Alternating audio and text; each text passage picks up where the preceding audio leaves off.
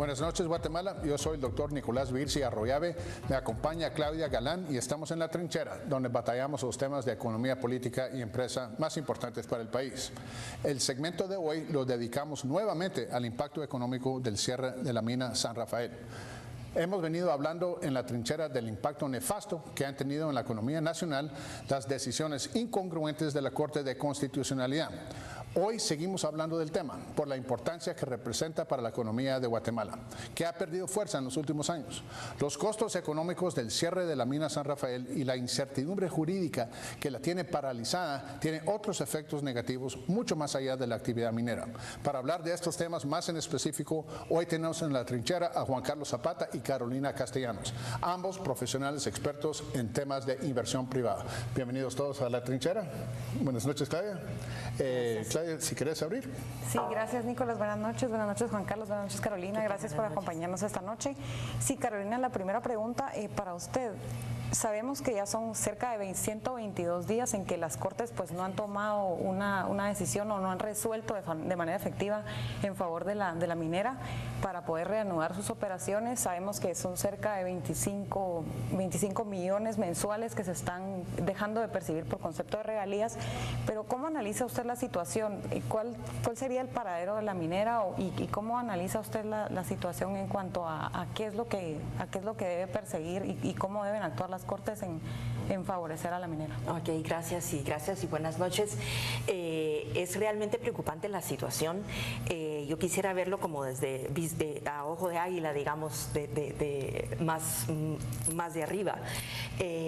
La pérdida de inversión en Guatemala, inversión privada, local y extranjera, ha sido evidente en los últimos años. Ya mencionabas tú un poco la cifra y que ha ido cayendo, y esto lo único que hace es alejar mucho más la inversión. ¿Por qué es tan importante la inversión? Porque es la única fuente de generación de empleos. Tenemos 150,000 estudiantes que se gradúan de diversificado a nivel nacional cada año.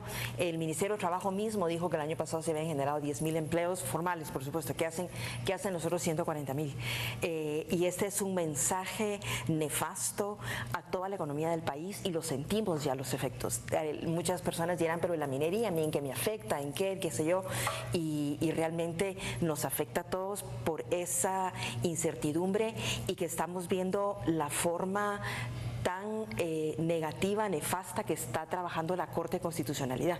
La Corte tenía 5 días para resolver, y la misma Corte que ha jurado defender la Constitución a capa y espada viola la ley, y en vez de 5 días ya van 122 días. Entonces, si ni siquiera la Corte de Constitucionalidad está cumpliendo con la ley que le manda, entonces ¿qué podemos esperar del resto del sistema de justicia en Guatemala? ¿Verdad? Es bien preocupante. Juan Carlos, Carolina me mencionaba también la inversión nacional, tanto como la internacional. ¿Cómo ves tú la situación ahí? ¿Qué se oye desde los sectores privados sobre lo que está pasando? Muchas gracias, la verdad que mucha preocupación. Lo que vemos es que un país como Guatemala necesita aumentar no solo su inversión local, sino también su inversión extranjera. Y esto es porque dentro de las teorías de crecimiento se estima que un país como Guatemala debería de tener por lo menos 6% de inversión de extranjera directa sobre el Producto Interno Bruto. Actualmente no llegamos ni al 1%, por esa caída que ha tenido la inversión. Países como Panamá, que en algunos años ha crecido del 6 al 10% del Producto Interno Bruto, podemos ver el impacto que eso ha tenido en beneficio de la economía, y cómo Guatemala se está quedando rezagada, precisamente porque una de las formas más importantes sobre las cuales pueden aumentar los salarios de la población, generar mejores ingresos para toda la gente, es si aumenta la cantidad de empleos formales que existe en el país. Y eso solo se logra con mayor inversión. Uno de los puntos estratégicos que vemos como país es que Guatemala tiene muchas oportunidades de atracción de inversión, pero la falta de certeza jurídica es hoy por hoy uno de los factores que más están limitando esa inversión, y que además está haciendo que inversión nacional empiece a invertir en otros países, en el sur de México, en Nicaragua, lo cual es irónico. Entonces empezamos a ver... ¿Es tan irónico? Es irónico, sí, es irónico, es irónico porque en algún momento... en algún momento se le tenía miedo al presidente Ortega. Y hoy lo que estamos viendo es que, si bien es cierto, las libertades políticas y civiles en Nicaragua son mucho más débiles, la atracción de inversión, él está haciendo una campaña, tiene personas dedicadas a atraer inversión hacia su país. Lo cual, por eso digo que es irónico que, teniendo Guatemala gobiernos que de alguna forma han establecido ya una política nacional de competitividad, que ha habido un esfuerzo importante de años de generar una agenda nacional de competitividad, esfuerzos por tener una agencia de inversiones, hoy por hoy la certeza jurídica está alejando a la inversión del país. Así es. Sí, Carolina, en cuanto a otro tema que es importante también analizar es el tema de la conflictividad. Veíamos justamente hace poco menos de 5 días que pues 2 ejecutivos y gerentes de la minera pues fueron aprehendidos en Casillas, fueron pues también violentados, ¿verdad? Sus derechos, ¿verdad? Y veíamos cómo realmente la conflictividad ya está subiendo de nivel y cómo esto pues sigue impactando, como bien lo decía Juan Carlos, en la inversión. ¿Qué opinión le merece lo anterior? Mi primera reacción al ver esto fue: se salió de control ya el tema, ¿verdad? Ya llegar al extremo de secuestrar a 2 personas, gracias a Dios pues se llegó a un final feliz, en el sentido pues que no fueron dañados físicamente, golpeados, lo que fuera, y que fueron solo 3 horas de secuestro, y un solo bien entre comillas. Son 3 horas de terror. Son 3 horas de terror, pero es un solo entre comillas, ¿verdad? Esto ya se salió de control. No entiendo por qué las autoridades no actúan en contra de ese grupo. Ni siquiera son miles de personas, es un grupito de 10, 15 personas, los que hemos pasado por ahí y que lo hemos visto. Es un grupito de 10, 15 personas que están siendo financiados, asumimos por Calas, que es quien interpuso todo esto desde un inicio, porque esa gente no lo hace gratis, pues. Entonces el nombre del juego es dinero, siempre. El nombre del juego es dinero. Entonces lo están financiando, están ellos ahí. No entiendo por qué. Que ni siquiera está cerca de la mina. Que está a la vecindad de San Rafael de las Flores, digamos, y es el paso obligado para llegar a la mina. Entonces, pero si uno va a la mina, entonces no te dejan pasar. O sea, eso es una violación incluso a la Constitución. Entonces, yo no entiendo por qué las autoridades, vía Ministerio de Gobernación, vía quien sea, vía yo no sé ni quién, puedan llegar, la PDH ya sabemos que esa no es su agenda, de llegar a quitar a esa gente y decir: señores, ustedes están violentando los derechos de todo el mundo, pues nadie tiene derecho a bloquearle el paso a nadie. Es lo que siempre nos quejamos cuando hay las famosas marchas y bloqueos de Codeca y de toda esa gente. Están violentando la libertad de comercialización y la libertad de locomoción garantizados en la Constitución. Entonces, bueno, no solo no les dejaron el paso, no los dejaron salir. Y encima de todo los secuestran. O sea, ya tienen cuánto tiempo, ya, los de Casillas tienen ahí de estar ahí, ya van para 1 año o no sé cuánto tiempo ya de estar ahí. ¿Cómo dejan pasar todo ese tiempo y no los quitan y hacen valer la ley? Pero entonces, si estos pueden estar ahí, entonces cualquiera puede ir a bloquearle la entrada a su casa a quien sea, porque no tenemos un gobierno que responda con la ley en la mano y que diga: señores, esto es ilegal, ustedes no pueden estar bloqueando, violentando, impidiendo el paso y encima de todo secuestrando gente. Esto ya se salió de control. Yo creo que dirían que no es secuestro, es hurto de personas, ¿no? Sí, algo así. Es la palabra favorita de cierta gente. ¿Tú cómo lo ves, Juan Carlos? Primero, lamentable la retención ilegal de cualquier persona. Pues lastimosamente lo que vemos es una falta de liderazgo por parte de las autoridades de tomar control de la gobernabilidad del territorio. Estamos viendo también que en esta falta de certeza jurídica, tanto a la inversión, por esto que mencionaba Carolina, de que la Corte no ha resuelto, sino también a la integridad física de las personas que hoy por hoy tal vez sean gerentes, pero ahí han retenido a trabajadores, han retenido a personas que a lo mejor ni iban a la mina, que solo estaban utilizando la calle y se pensó que iban hacia esa ruta. Entonces, lastimosamente se genera polos de conflictividad, por también una falta de cuáles son los criterios sobre los cuales se están implementando las políticas públicas. Hay que recordar que todo esto viene por una falta de certeza de cómo se tiene que implementar el convenio 169 de la OIT. De eso vamos a hablar en el próximo segmento. Y que sabemos que es un tema bien importante para cualquier inversión intensiva en capital, especialmente en aquellas regiones que puedan tener población indígena. Y por eso es tan importante empezar a focalizar cómo poder establecer un mecanismo correcto y que de alguna forma sea certero para la atracción de inversión. Bueno, pero con eso de la población indígena, la población ahí sería Xinca. Así es. ¿Cuántos Xincas están registrados ahí en el RENAP? En este momento ese es uno de los mayores problemas, porque el RENAP dice que no existe ninguno, pero claro, ninguno. Pero como el ser indígena es un tema de autodeterminación, a nadie se le puede decir que no es indígena. Entonces también es importante reconocer que hay criterios que no quedan claros sobre cuáles deben ser la forma de poder consultar en este momento. Y por eso sabemos que es el Estado el que tiene que hacer la consulta, pero hoy por hoy Guatemala no tiene una legislación vinculante que determine cuál debe ser ese proceso. Bueno, pero eso ya es complicado, porque si es el Estado que debe hacer la consulta, es el Estado que no la hizo, entonces está castigando a la mina por una falta del Estado. Eso es tremendamente incongruente. Y eso es la falta, digamos, de certeza que tiene el Estado de Guatemala, y que eso es lo que ven inversionistas internacionales en decir, miren, ¿saben qué? Yo a Guatemala no voy a ir. Y eso es lo que estamos limitando a Guatemala como país de poder acceder a nuevas oportunidades. Dejemos a un lado el tema de la mina. Es que aquí ninguna inversión intensiva en capital van a ver esta decisión. Porque no tienen una certeza clara de cómo poder atacar las inversiones en Guatemala. De acuerdo, muchas gracias. Vamos a continuar hablando sobre estos temas en el próximo segmento. Vamos a corte, por favor.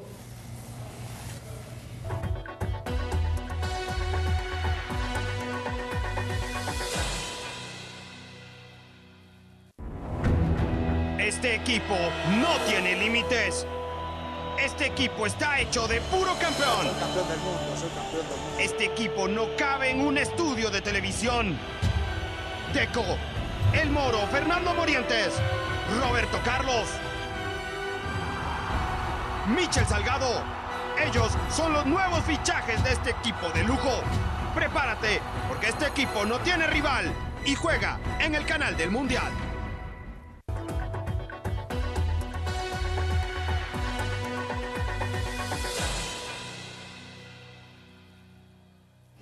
Buenas noches, Guatemala. Estamos en la trinchera hablando sobre el rol de la Corte de Constitucionalidad y el clima de inversión en Guatemala, específicamente el caso de la mina San Rafael. Juan Carlos, ¿qué iniciativas tiene el sector privado guatemalteco? ¿Sí? Dejemos de lado la inversión extranjera por un momento. Los sectores privados guatemaltecos, ¿tienen deseos, tienen inclinación a irse al interior del país a invertir? Y ya lo están haciendo. De hecho, lo que hemos establecido es una agenda de trabajo en conjunto con el gobierno para promover una agenda de ciudades intermedias. Se han identificado 9 polos de desarrollo fuera del área metropolitana que están incluidas hoy por hoy en la Política Nacional de Competitividad que lanzó el Ministerio de Economía y el Programa Nacional de Competitividad. Y lo que vemos es que efectivamente en el interior del país hay inversión nacional que ya se está dando por ese crecimiento urbano que están teniendo las ciudades intermedias y cómo esto también está ayudando a generar polos de atracción de inversión.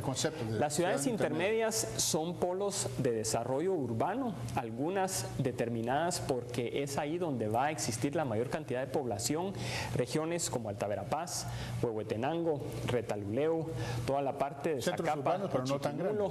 Exactamente. Fuera del área metropolitana, en donde lo que vemos es que son poblaciones que al año 2032 van a tener entre 800,000 a 1.2 millones de personas. Son áreas conurbadas de diferentes municipios en donde se están trabajando mancomunidades.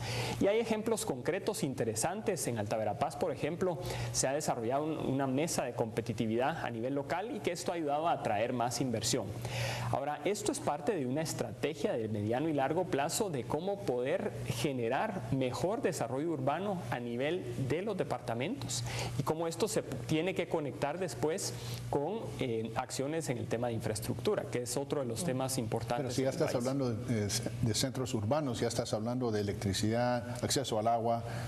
Es que tenemos que recordar que Guatemala hoy por hoy solo el 51% de su población vive en áreas urbanas. Guatemala tiene un rezago muy fuerte respecto al resto de América Latina, en que muchas poblaciones están todavía aisladas en el área rural.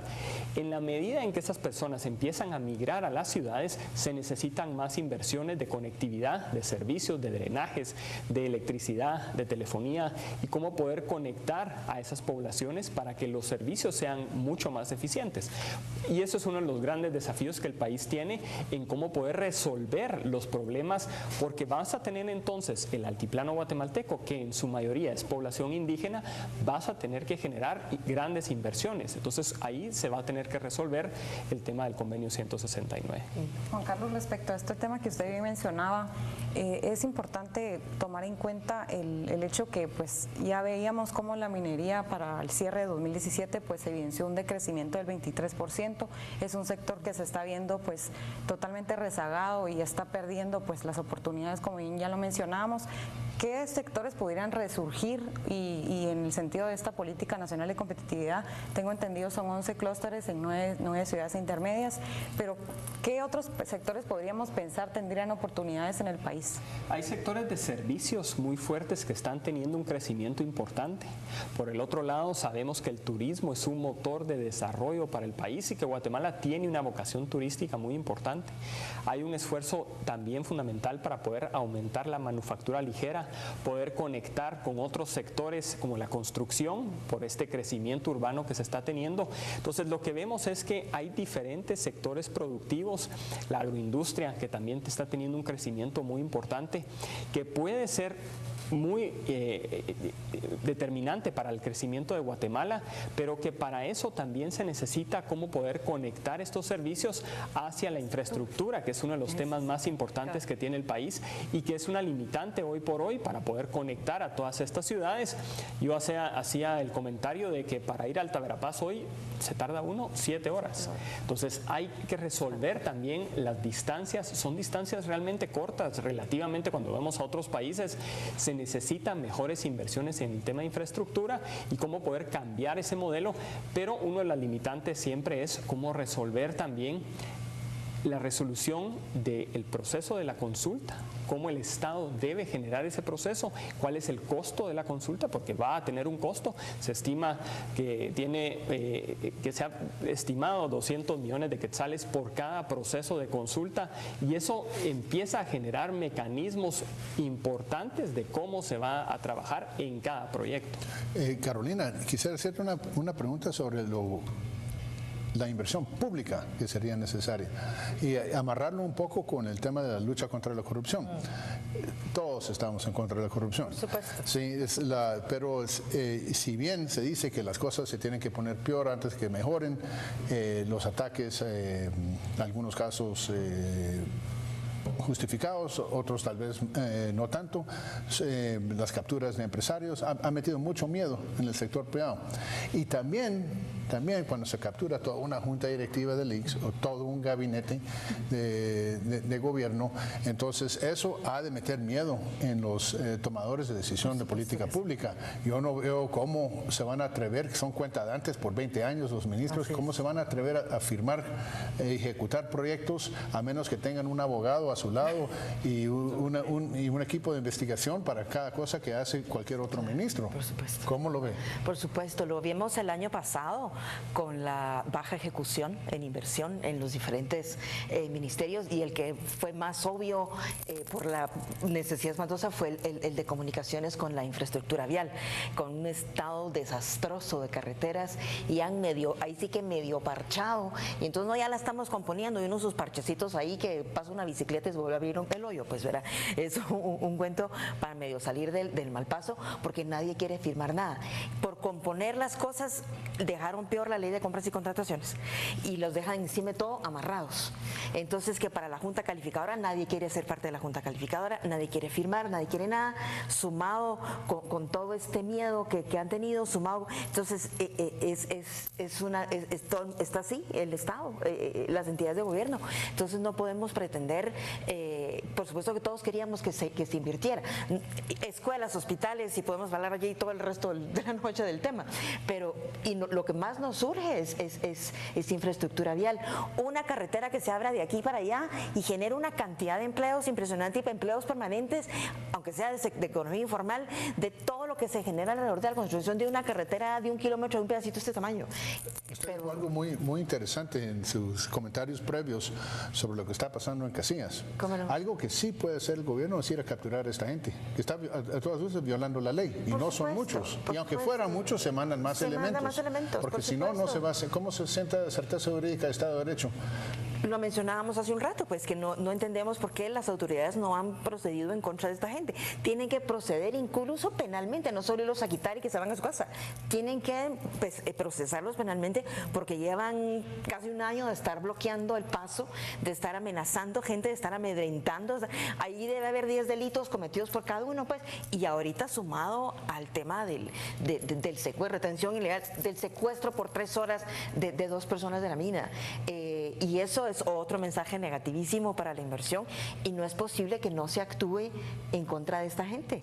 No es posible. Sí, en este caso en particular, el señor es extranjero. Sí, ¿no? Encima de todo. Entonces, ay Dios, encima de todo, ¿verdad? O sea, no es que sea mejor persona, peor persona, pero el mensaje llegó directo a Inglaterra, que es su país, y miren el fulano que es de aquí, que el allá que está secuestrado, que es terrible, pues.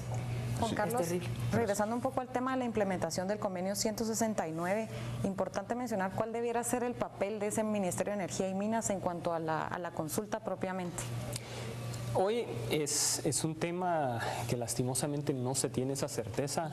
Si se trata de una mina o una hidroeléctrica, el Ministerio de Energía y Minas ha implementado un protocolo para poder elaborar el proceso de consulta, pero sí, y siguiendo la resolución de la Corte de Constitucionalidad y tratando de promover el Estado de Derecho, ellos mismos mandan al Congreso a que se determine una ley para poder identificar cómo debe realizarse el proceso de consulta, que todavía, bueno, ya pasó el año y no hemos visto nada al respecto. Todavía es un proceso que está pendiente y que creemos que es uno de los factores que más limitan la atracción de inversión en este momento. Lo que tenemos que estar claros es que Guatemala en esto no está aislado y que la inversión extranjera se mueve hacia otros países, porque a veces pareciera que Guatemala es el único país en el mundo, y tenemos que empezar a pensar que los diferentes productos que tiene Guatemala los tienen otros países. Entonces tenemos que pensar que para atraer inversión, para generar oportunidades de empleo, cada año este número varía entre 150,000 a 200,000 jóvenes que entran a la fuerza laboral, pero solo estamos creando 36,000 plazas formales de empleo. Entonces por eso es que hay tanta migración hacia Estados Unidos, por eso es que hay gente que cae en la informalidad, porque no estamos generando las oportunidades que el país necesita. En una economía que en todo el mundo se están perdiendo empleos por el avance de la tecnología, países como Guatemala no se puede dar el lujo de perder inversión extranjera o local. Muchas gracias. Vamos a seguir hablando sobre esto en el próximo segmento. Quisiera hablar también en el próximo segmento sobre las condiciones económicas para la inversión en el interior. Vamos a corte, por favor.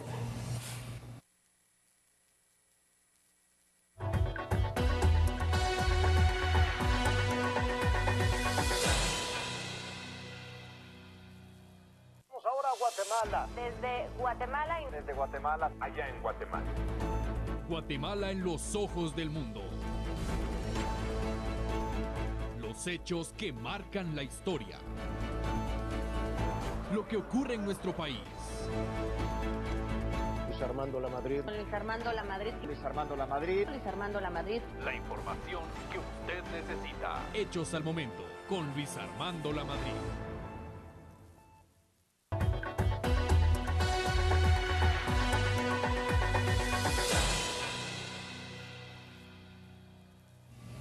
Buenas noches, Guatemala. Estamos en la trinchera hablando de clima de inversión en Guatemala.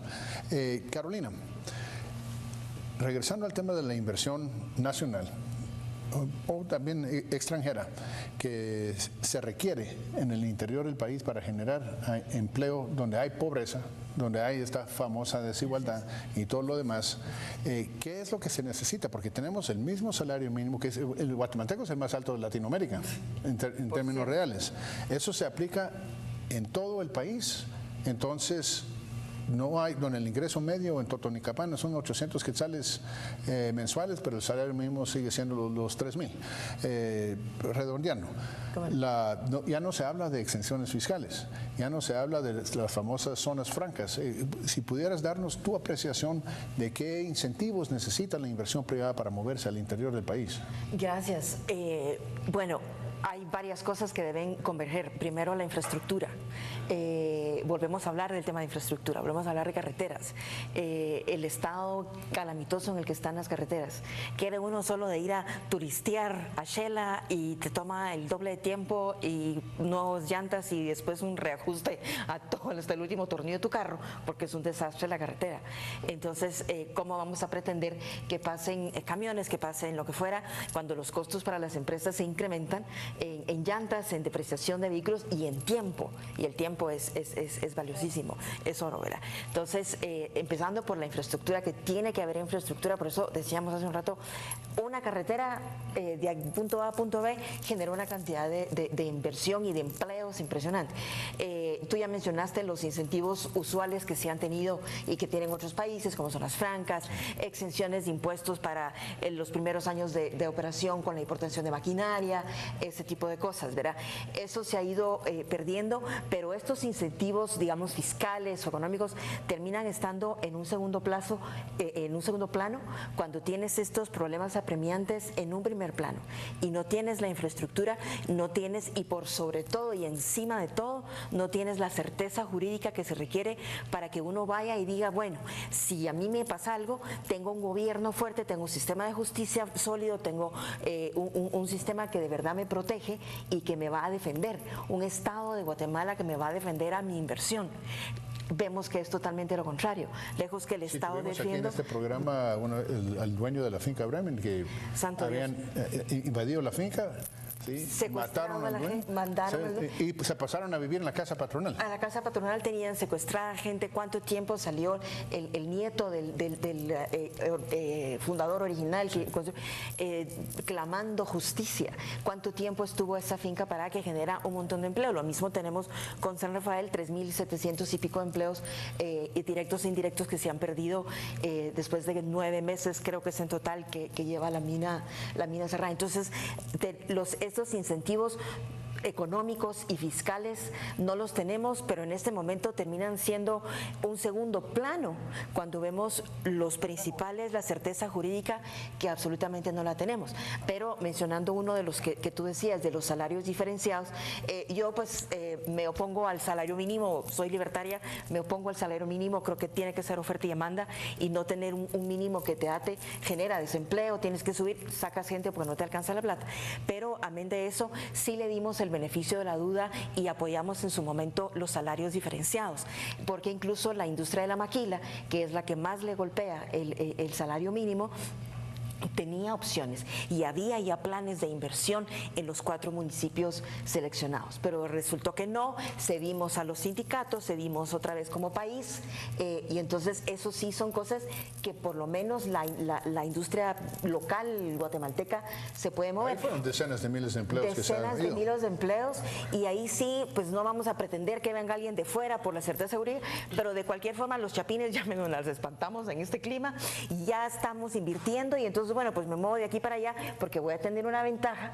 Ya la certeza jurídica para el interno no es un factor tan apremiante como es para alguien que venga de fuera, y yo me muevo pues del punto A al punto B porque tengo un beneficio, pero ya ni eso estamos considerando con tanto problema. E incluso por la industria local, el tema del 169, del convenio 169, sí sigue siendo un tema prioritario, porque recordemos que ese convenio no es solo para las grandes obras de infraestructura, eso puede afectar también las plantaciones de palma africana y puede influir en casi cualquier decisión que se tenga que tomar. Gracias, Carolina. Juan Carlos, el último comentario, tenemos un minuto. Bueno, lo que vemos es que Guatemala necesita repensar mucho la forma en que se puede atraer inversión.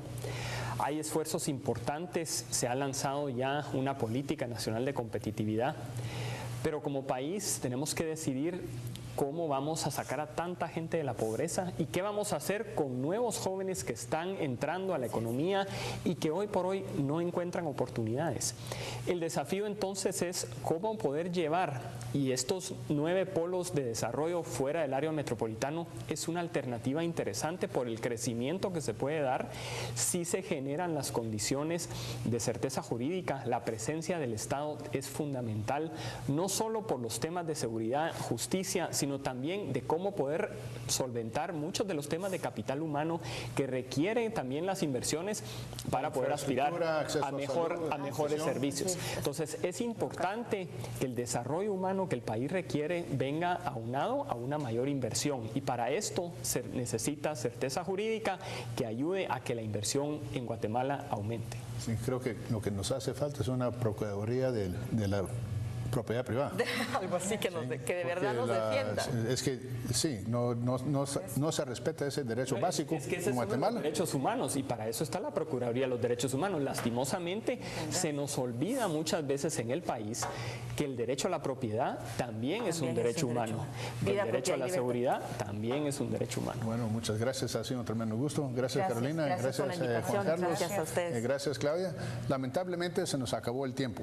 En las próximas semanas estaremos dedicando tiempo y atención al grave problema legal, político y económico que sufre este importante sector económico en Guatemala, la minería y otros sectores también. La inversión extranjera viene cayendo en términos nominales desde 2014 y va a caer este año, seguramente por la falta de certeza jurídica en el país. El municipio de San Rafael Las Flores deja de recibir los beneficios que se le pagaban. Encima de eso, el comercio y la economía local se ha visto muy negativamente afectada. ¿Pero qué hacemos?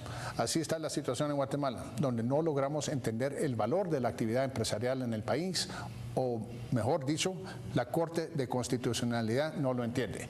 Muchas gracias Juan Carlos Zapata, muchas gracias Carolina Castellanos, gracias Claudia, buenas noches Guatemala, La Trinchera se despide.